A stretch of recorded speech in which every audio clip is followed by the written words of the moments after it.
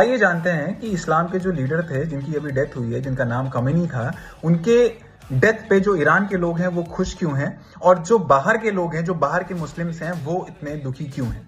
First of all हम बात करेंगे ईरान के अंदर की। ईरान के लोग इसलिए खुश हैं क्योंकि जो खमेनी थे वो अपने आप को, उनके पास जो पावर्स थी वो पावर्स वहां के प्रेसिडेंट से भी ऊपर की बताई जाती थी, जो कि एक तरह से बहुत पॉजिटिव चीज थी बट एक तरह से बहुत निगेटिव चीज थी।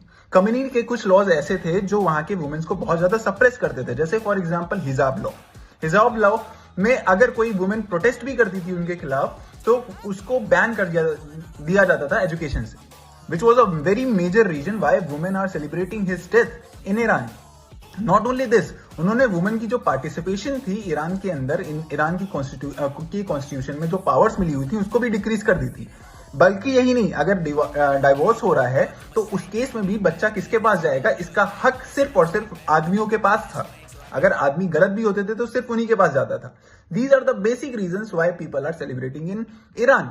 Now when we come outside Iran we are saying that specially in India, Lal Chowk, Jammu Kashmir, वहां पे इतने बड़े लेवल पे प्रोटेस्ट हो रहा है। Not only this, the city of Lucknow, वहां पे भी लोग इतने ज्यादा दुखी हैं। ऐसा क्यों हो रहा है? यहां पे उनको लगता था, जो उतनी दूर से जब वो यहां से वहां देखते थे, ईरान में देखते थे, तो उनको लगता था कि वो हमारे एक प्रोटेक्टर हैं। उनको as a very big image माना जाता था इस्लाम का।